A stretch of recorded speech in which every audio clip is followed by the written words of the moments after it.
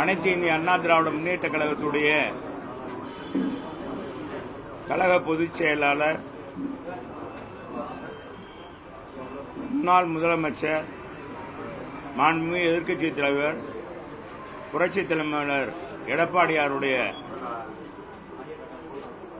மேலான ஆணைக்கிணங்க வருகிற 24/8 சனிக்கிழமை காலை 9 மணியிலிருந்து மாலை 5 மணி வரை நடக்கிற உண்ணாவிரத போராட்டத்தில் பொதுச் செயலாளருடைய வேண்டுகோளை ஏற்று மாநகர் மாவட்ட கழகத்தின் சார்பாக அதிகமான கழக தொண்டர்கள், சமூக ஆர்வலர்களை அழைத்து சென்று இந்த உண்ணாவிரதம் வெற்றி பெறுவதற்கு எப்படியெல்லாம் செயல்படலாம் என்பதை தெரிந்து கொள்வதற்காக இந்த ஆலோசனை கூட்டம் இன்றைக்கு மாநகர் மாவட்ட கழகத்தின் சார்பாக நம்ம அவைத்தலைவர், முன்னாள் சட்டமன்ற உறுப்பினர்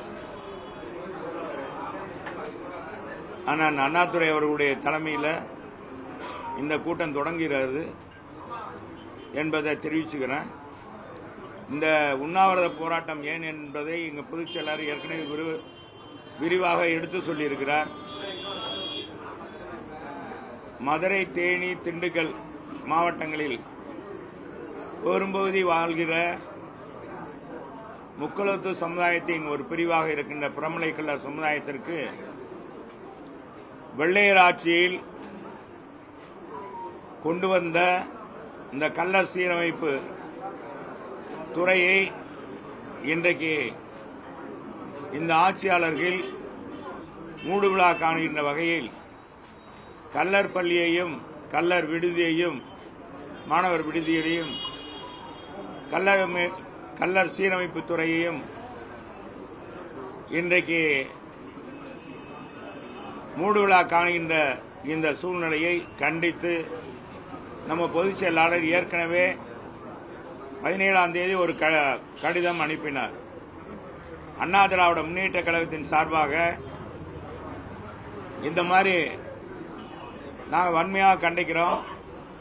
இது வெள்ளையர் காலத்திலே கொடுக்கப்பட்டது. இந்த உரிமை ஒரு சுதந்திர போராட்ட தியாகிகள், கைரேகை சட்டத்தை எதிர்த்து போராடிய 17 பேர், ஒரு மாயக்கால் என்ற ஒரு பெண் உள்பட 17 பேர் உயிரிழப்பை சமாளிப்பதற்காக அன்றைக்கு நிறைய கொந்தளிப்பை ஏற்படுத்திய இந்த சமுதாயத்தை ஒரு கட்டுக்குள் கொண்டுவதற்காகவும் மிகவும் வீரமும் தீரமும் மிக்கவர்களாக இருக்கிறார்கள். இவர்களை கல்வித்துறையில் ஈடுபடுத்தி பள்ளி படிப்பை கொடுத்து, கல்வியை கற்றுக் கொடுத்து அவர்களை ஒரு நிலைப்படுத்த வேண்டும் என்ற அடிப்படையில் அந்த அரசு கொண்டு வந்தது. இதற்கு ஆக ஒரு காமன் ஃபண்டே உருவாக்கப்பட்டது.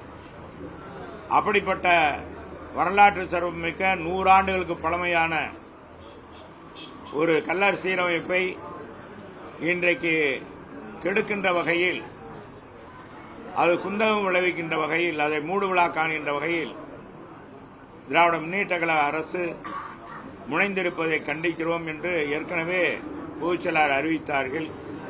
அறிவித்து இவ்வளவு நாள் ஆகியும் இதுவரை ஒன்றும் எந்தவித நடவடிக்கையும் சொல்லவில்லை. எனவே திமுக அரசை கண்டித்து மாபெரும் உண்ணாவிரத போராட்டத்தை பொதுச் செயலாளர் அறிவித்திருக்கிறார். அந்த அறிவிப்பு கணக்கு தான் இன்றைக்கு இந்த ஆலோசனை கூட்டம் நடைபெறுகிறது. குறிப்பாக உங்களிடத்தில் நான் சொல்லிக் கொள்வது, சட்டமன்றம் நடக்கின்ற பொழுதே, அலுவல் ஆய்வு கூட்டத்தில் நடக்கும்போது முடிந்தவரை சட்டமன்ற அலுவலகத்தில் அந்த இடைவேளை நேரத்தில் இதனுடைய பிற்பட்டத்துறை அமைச்சராக இருக்கின்ற அமைச்சர், மாண்புமிகு அமைச்சர் கண்ணப்பன் அவருடைய இடத்துல நானும் புறநகர் கிழக்கு மாவட்ட செயலாளர் ராஜன் செல்லப்பா அவர்களும் மற்றும் திண்டுக்கல் சீனிவாசன் அவர்களும் கழக பொருளாளர் அவர்களும் நேரடியாக சென்று, என்னங்க இந்த பள்ளியெல்லாம் நீங்கள் இந்த மாதிரி எங்கள் கள்ளர் சீரமைப்பு பள்ளியவே நீங்கள் மூடு விழா காணுற மாதிரி இருக்கே, என்னன்னா அது மாதிரி இல்லை, யார் சொன்னது அப்படின்னு. இல்லைங்க, ஜேடி இவங்கெல்லாம் ஒரு மாற்றப்படுற மாதிரி ஒரு தகவல் வருது, அதுக்கான நிதி ஒதுக்கவில்லை, கல்வித்துறையோடு இணைக்க போறதாக சொல்கிறார்கள். இது மிகப்பெரிய பிரச்சனைக்குரியது ஆகிவிடும். இந்த சமுதாயத்துக்குரியது. இதில் பல்வேறு பள்ளிகள் இருக்கிறது, விடுதிகள் இருக்கிறது, பல்லாயிரக்கணக்கான மாணவ செல்வங்கள் படிக்கிறார்கள், மாணவிகள் படிக்கிறார்கள். எனவே அதை குந்தகோல வைக்கிற மாதிரி நடவடிக்கை எடுக்கக்கூடாதுன்னு, அது மாதிரி கிடையாது அப்படின்னு சொன்னார். அதை கேட்டுக்கொண்டு அருகாமையில் இருந்தா என்னப்பா அப்படின்னு கேட்டார். நம்முடைய ஐ பெரியசாமி, மாண்புமிகு அமைச்சர் ஐ பெரியசாமி, அந்த மாதிரி ஒரு தகவலே இல்லை, அது வீணாக புரளி அப்படின்னு சொன்னார். ஆனால் அந்த சம்பவத்துக்கு பிறகு எந்த முன்னெடுப்பும் நடக்கவில்லை. இன்றைக்கு அதுக்கு ஜிஓ போட்டதாக, மாற்றி போட்டதாக ஒரு செய்தி வந்திருக்கிறது. எனவேதான் நம்முடைய பொதுச் செயலாளரிடத்தில் இந்த சமுதாயத்தின் சார்பாக அனைத்து பேருமே, நானும் வருவாய்த்துறை அமைச்சர் மற்றும் கழக பொருளாளர் திண்டுக்கல் சீனிவாசன், விஸ்வநாதன், அண்ணன் ராஜன் செல்லப்பா அனைவருமே சென்று சொன்னதின் அடிப்படையில் இந்த கல்லர் சீரமைப்பு குழுவை நடத்துகின்ற பல அமைப்புகள் கழக பொதுச் செயலாளரிடத்தில் கோரிக்கை மனு கொடுத்தார்கள். அந்த கோரிக்கை மனுவை ஏற்றுத்தான் எங்க எடப்பாடியார் இந்த அறிவிப்பை கொடுத்தார். எனவே இந்த அரசாங்கம் வந்த பிறகு எல்லா சமுதாயத்தையும் இன்றைக்கு முன்னேற விடாமல் இன்றைக்கு மிகப்பெரிய மோசமான நடவடிக்கை எடுத்துக்கொண்டு இருக்கிறது என்பதற்கு இது ஒரு சான்று என்பதை தெரிவித்துக் கொள்கிறேன். பொதுச் செயலாளர் பங்கேற்கல. பொதுச் செயலாளர் எங்க மாவட்டத்தில் இந்த 3 மாவட்டங்களில் இருக்கிற தலைவர்கள் தலைமை, இப்ப பொதுச் செயலாளர் எங்க கழக பொருளாளருடைய தலைமையில் எங்க மற்ற தலைவர்கள்லாம் பங்கேற்கிற மாதிரி அறிக்கை கொடுத்திருக்கிறேன். அண்ணாமலை கும்பிடுறது தப்பு இல்ல, புரிஞ்சு கும்பிடுறதுதான் தப்புங்கிறாரு. அண்ணாமலை நான் சொல்லவா, தப்பா போயிடும். நீங்க ஒரு அது மிம்ஸ் மாதிரி போடுவீங்க. அதாவது 2-3 நாளைக்கு முன்னால அவரு அண்ணாமலை போட்டு திமுக சகோதரர்கள் அதே நடு ரோட்ல வெட்டியிருக்காங்க. என்ன அர்த்தம்னா, இந்த அண்ணாமலை திராவிட முன்னேற்ற கழகத்தையும் அந்த தலைவர்களையும் மிக கேவலமாக பேசினார். தேர்தல் நேரத்தில் தரைக்குறைவாக பேசினார். இப்ப அவர் சொல்றார், அரசியல்ல ஒரு விமர்சனத்துக்கு ஒரு எல்லை வேணும் அப்படின்னு சொல்ற அண்ணாமலை திராவிட இயக்கங்களுடைய தலைவர்களை ரொம்ப கேவலமாக பேசியவர் அண்ணாமலை. அது குறிப்பா திமுகவை பற்றி மிக கேவலமாக பேசினார். அப்படி பேசியவர் கலைஞர் நூற்றாண்டு விழா கொண்டாடுகிற நேரத்தில் இந்த நாணயம் கொடுக்கிறாங்க இல்லையா, நாணயம், கலைஞர் நூற்றாண்டு விழா நாணயம், இந்த 100 ரூபாய் நாணயம் வழங்குகிற அந்த நிகழ்ச்சியில் முதல்வர் கைபேசியில் அழைத்தவுடன் ஓடி சென்று கலந்து கொண்டார். கைபேசியில் அழைத்தவுடன் போய் சென்றார். இதே மாதிரி ராஜ்நாத் சிங் வந்தார். அதை ஆகா ஓகோன்னு புகழ்ந்தார்கள். அப்ப இன்னைக்கு நான் அண்ணாமலை கேட்கிறேன், திராவிட இயக்கத்தினுடைய இப்ப கலைஞரை பற்றி மிக அற்புதமாக ராஜ்நாத் சிங் பேசுகிறார். இந்தியாவுக்கே வழிகாட்டியாக இருந்தவர், அப்படி இப்படி செஞ்சவர், அவருடைய ஆட்சியில் பல முன்னேற்றங்கள் நடந்தது வச்சிருந்தார். அதுக்கு முன்னால உங்களுக்கு தெரியும், தேர்தல் நேரத்தில் மோடிஜி வந்தார். எங்க தலைவரை வானலாக புகழ்ந்தார், எங்க அம்மாவை வானலாக புகழ்ந்தார். இவங்க ஆட்சி மாதிரி கிடையாது, இவங்க தான் முன்னோடியாக இருந்தார்கள் என்று புகழ்ந்தார். ஆக திராவிட ஆட்சியில் இந்த திராவிட கழகங்கள் ஆட்சி நடத்திய காலங்கள் 70 ஆண்டுகள் பின்னோக்கி சென்றுவிட்டு என்று சொன்ன அண்ணாமலை மாட்டிக்கொண்டார் என்பதுக்கு தான் ஆட்டை வெட்டினதா அர்த்தம். அதான் அர்த்தம் நினைக்கிறேன். அது கூட வழக்கு நடக்குது. இன்னைக்கு அண்ணாமலை என்ன சொல்ல போறாருன்னு தெரியல. இன்னைக்கு என்னன்னா திமுகவுடைய முதல்வர் தலைவர் ஸ்டாலின் அவர்கள் தன்னுடைய தந்தையாருக்கு நிகழ்ச்சி நடத்துறார். அது யாரும் குறை சொல்ல முடியாது. அதுக்கு தமிழக அரசு தமிழக வரிப்பணத்தை கொண்டுதான் அந்த விழாவே நடக்குது. நம்முடைய தலைமைச் செயலாளர் தான் அறிவிப்பு கொடுக்கிறார். சிவதாஸ் மீனா தான் அதில் கலந்து கொள்ள வேண்டும், இன்னாரே கலந்துக்கிறாங்க, இன்னார் பங்கேற்கிறாங்கன்னு சொல்றார். மத்திய இணையமைச்சரும் கலந்துகிட்டார். இதே எங்க பொதுச் செயலாளர் வெட்ட வெளிச்சமாக்கினார். இது புதுசா ஒன்றும் கலைஞருக்காக பிரத்யோகமா இன்னைக்கு 100 ரூபாய் நாணயம் வெளியிடப்படல. இந்த நாணயம் எல்லா தலைவர்களுக்கும், இந்தியாவில் எல்லா தலைவருக்கும் வழங்கப்படுகிறது.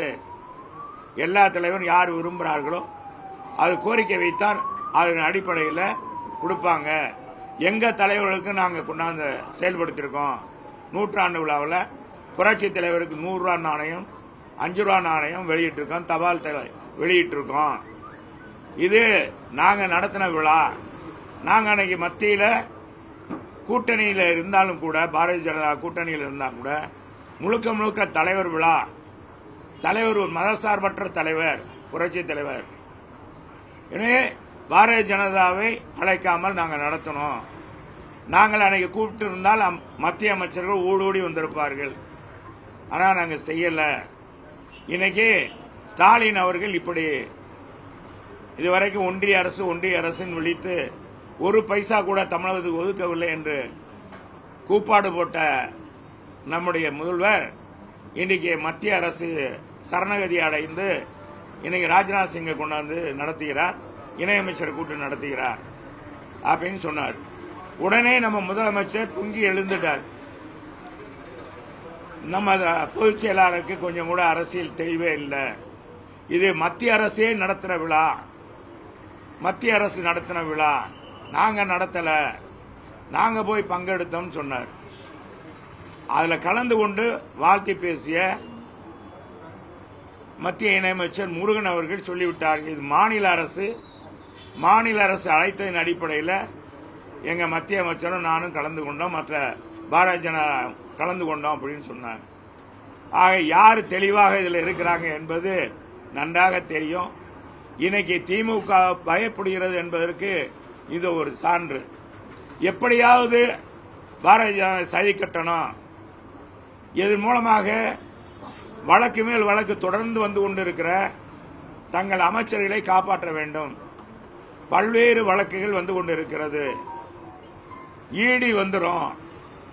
எனவே இனி நம்ம ஓட்டணும், அடுத்த தேர்தலை சந்திக்கணும், அதுக்கு முன்னால எந்த பிரச்சனையும் வந்துடக்கூடாது என்று சொல்லி இன்னைக்கு ஸ்டாலின் அவர்கள் அங்கட சரணகதி ஆயிட்டாங்க. இன்னைக்கு பாரதிய ஜனதா என்ன ஆச்சுன்னா, பாரதிய ஜனதாவுடைய தலைவர் வீராப்பு பேசியவர், நான் என்ன சொல்லுவான்ல, சுனாப்பானா விடாத சுனாப்பானா அப்படின்னு சொல்லுவான்ல, வடிவேலு அடியில் சொல்லுவான், அடிவாங்க அடியை கொடுப்பாங்க. அடே நம்ம கேரக்டரை விட்டுறக்கூடாது, யாரும் பார்க்கலையே அப்படி இப்படின்னு பார்ப்பான். அது மாதிரி இப்ப அண்ணாமலையும் மாட்டிக்கிட்டார். எப்படின்னா இன்னைக்கு பாரதிய ஜனதா மைனாரிட்டி அரசாக மாறிவிட்டது. மத்தியில் எந்த பில்லும் பாஸ் பண்ண முடியுங்க. பாருங்க, இன்னைக்கு கூட ஒரு செய்தி வந்திருக்கு, நேரடி நியமனம் இருக்கக்கூடாது கொண்டு வந்துட்டாங்க, யூபிஎஸ் அறிவிச்சு. இன்னைக்கு மத்திய அரசு வாபஸ் வாங்கிருச்சு. காரணம், அனைத்து கட்சியும் எதிர்க்கிறது. இதுக்கு முன்னால எந்த இது கொண்டு வந்தாலும், கடந்த ஆட்சியில் எந்த சட்டங்கள் கொண்டு வந்தாலும் அவங்க நிறைவேற்றி ஆவாங்க. ஆனா இப்ப உடனடியாக இப்ப பாரதிய ஜனதா போக்கில் மாற்றம் கண்டுவிட்டது என்பதுதான் நிதர்சனமான உண்மை. என்ன தலைவரே உண்மை. அதனால அவர் மாட்டிக்கிட்டாரு, அவர் இவர்கிட்ட மாட்டிக்கிட்டாரு. இவங்களுடைய ஆதரவு தேவை, திமுகவுடைய ஆதரவு பாரதிய ஜனதாவுக்கு தேவை. ஏன்னா இவங்களுக்கு திமுகவை பொறுத்தளவுக்கு இவங்களுக்கு ஒண்ணு, இதெல்லாம் வழக்கமான ஒண்ணுதான். கடைசி வரைக்கும் முரசொலி மாறன் மத்திய அமைச்சராக இருந்தார், இறுதி வரை இருந்தார்.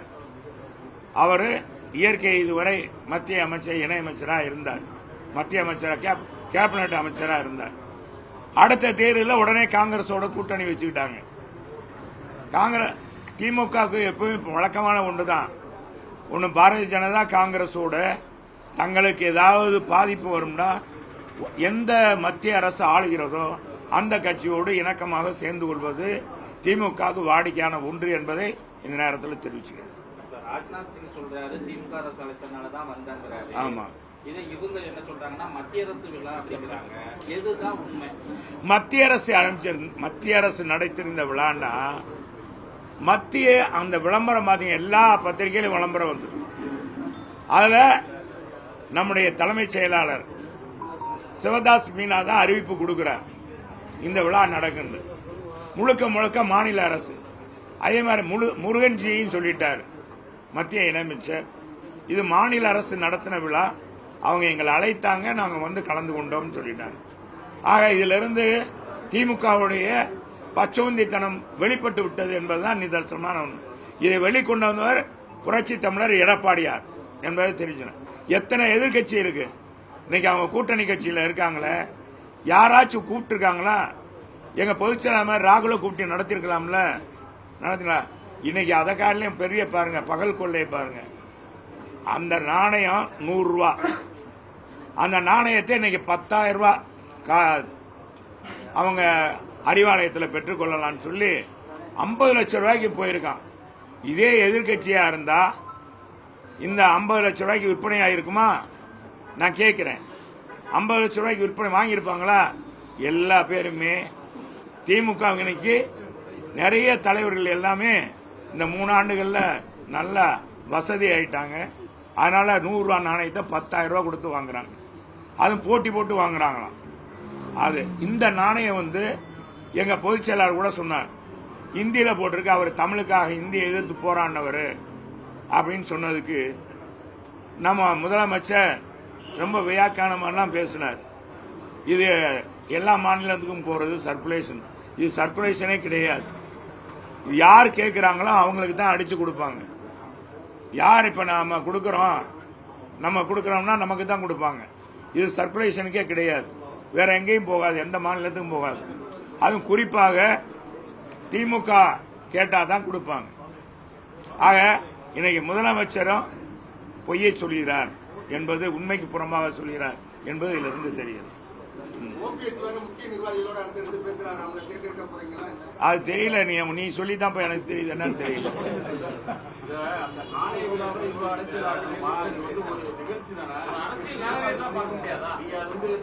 கரெக்ட், நாங்க நாகரீகமா பார்க்கலாம். எதுக்கு நான் என்ன சொல்றேன்,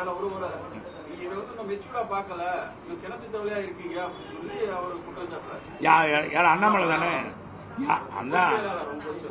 எங்க பொதுச் செயலாளர் சொல்றாரு. அந்த ஆளு அவரு அண்ணாமலை ஒரு கத்துக்குட்டின்றத திரும்ப நிரூபிச்சிருக்காரு. ஒரு அறவேக்கெடுத்தனமான அரசியல்வாதி. எங்க பொதுச் செயலாளர் நீ கலந்துகிட்டது ஏன்னு கேட்கல. எங்க பொதுச் செயலாளர் என்ன சொல்றாரு, பாரதிய ஜனதா கட்சியை கூப்பிட்டு நடத்த வேண்டிய காரணம் என்ன அப்படின்னு தான் கேட்டார். இதுல என்ன அரசியல் நாகரிகம்? ஏயா நான் கேட்கிறோம், நீ அப்ப பட்டவர்த்தமா சொல்லுங்க. முதலமைச்சர் என்ன சொல்றாரு, அது மத்திய அரசு நடத்தின விழான்றார். ஏன் முதலமைச்சரை சொல்லலாமே, நாங்க தான் அழைத்தோம், தமிழக அரசு தான் நடத்தினது அப்படின்னு சொல்லி இருக்கணும்ல. இன்னைக்கு வரி மேல் வரி விதிக்கிறாங்க. பலருக்கு பல துறைக்கு நிதி ஒதுக்க முடியல. ஆனா அவங்க அப்பாவுக்கு மட்டும் ஊருக்கு நினைவு மண்டபம், இன்னைக்கு 100 ரூபாய் நாணயம் வழங்குலா, இதுக்கு பல கோடி ரூபாய் செலவு செலுத்து. அதுபோல திமுக அறக்கட்டளை இருந்தா செய்யறாங்க. திமுக அறக்கட்டளை எவ்வளவு ரூபாய் இருக்கு, எவ்வளவு பணம் இருக்கு, அதுல இருந்து செஞ்சிருக்கிறான்ல. மக்கள் மேல் வரி விதித்து விலையேற்றம், கட்டண உயர்வு, பால் விலை உயர்வு, மின் கட்டணம் 3 முறை ஏற்றியது, இத்தனையும் ஏற்றி இப்படி செஞ்சுட்டு இன்னைக்கு பாத்தீங்கன்னா தள்ளு மாடல் பஸ்ஸா போச்சு. போக்குவரத்து துறை பஸ் எல்லாம் இன்னைக்கு காய்லாங்கடைக்கு போற மாதிரி இருக்கு. சில பஸ்கள் ஒழுகுது, கண்ணாடியே இல்ல, இன்னைக்கு தள்ளிட்டு போறாங்க எல்லாரும் பஸ்.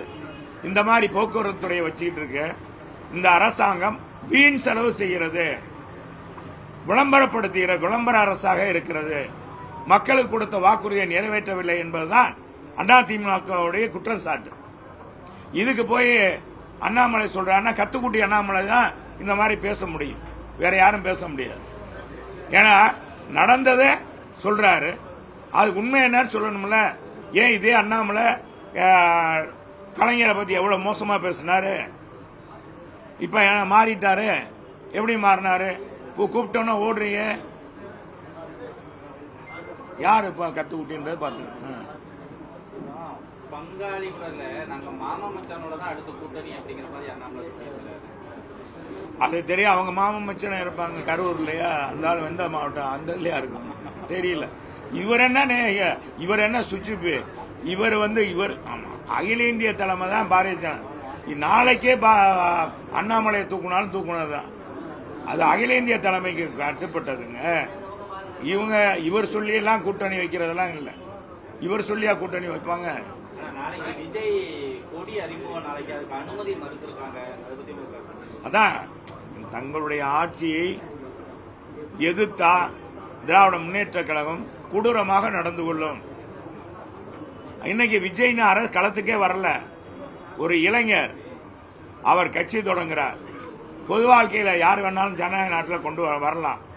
அப்படி கட்சி தொடங்குறத ஏன் இவங்க தடுக்கிறாங்க? ஏன் முறையாக அனுமதி கேட்கிறாங்க? முறையாக அனுமதி கொடுக்கறதுல என்ன தவறு? இது உண்மையாக கண்டிக்கத்தக்கது.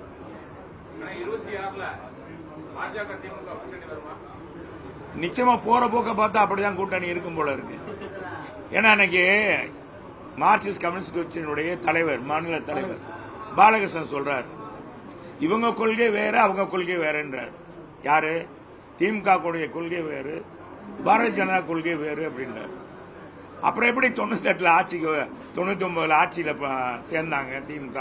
அப்ப அந்த கொள்கையில இருந்தாங்களோ, அப்புறம் மாறிட்டாங்களோ? 10 வருஷம் அவங்க கூட ஆட்சியில இருந்தாங்கல்ல, அப்ப மாறி. அப்ப பாலகிருஷ்ணன் எங்க போனாரு? அவர் வேற கட்சியில இருந்தாரா, கம்யூனிஸ்ட்ல இருந்தாரான்னு தெரியல. சரி, எங்கிட்ட 2011 கூட்டணி வச்சாங்க மார்க்சிஸ்ட் கம்யூனிஸ்ட் கட்சி. எந்த வகையில கூட்டணி வச்சாங்க?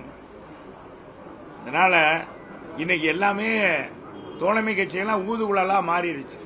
யாருமே கண்டிக்கிறது இல்லை. இந்த அரசு எவ்வளவு தப்பு செஞ்சாலும் சரி. இன்னும் வேங்க வயல் பட்டியலான மக்கள் வாழ்கிற அந்த ஊர் கிராமத்தில் அந்த தொட்டியில மழை கழிவு கழிதா மனித கழிவு கலக்கினவங்க இதுவரைக்கும் இந்த அரசாங்கம் கண்டுபிடிக்கல. கண்டுபிடிச்சாங்களா? அதை எதிர்த்து யாருமே குரல் கொடுக்கல. இதுவரைக்கும் திருமாவளவன் குரல் கொடுக்கல. யாருமே எல்லாருமே அடிமை மாதிரி, நமக்கு கிடைத்த அருமைகள் நல்ல சரியான அடிமைகள் என்ற மாதிரி ஸ்டாலின் சொல்ற மாதிரி அந்த கூட்டணி தோழமை கட்சியை பூரா இன்னைக்கு வாய்மூடி மௌனியாக இருக்க, எந்த வித இதையும் சொல்றதே இல்லை. இந்த மாதிரி ஒரு முதலமைச்சர் சொல்லாமாங்க? ஒரு மாநில அரசு நடத்தின விழாவை மத்திய அரசு நடத்தினு சொல்றாருன்னா, இதே ஏங்க நானோ அல்ல மற்ற எங்க அமைச்சரோ சொல்லியிருந்தாலும் எங்க பொதுச் செயலாளர் சொல்ல மாட்டார். சொல்லியிருந்தா என்ன நடக்கும்? வானத்துக்கும் பூமிக்கும் குதிச்சிருப்பாரு நம்ம பொதுச் செயலாளர், அவர் முதலமைச்சர் ஸ்டாலின்.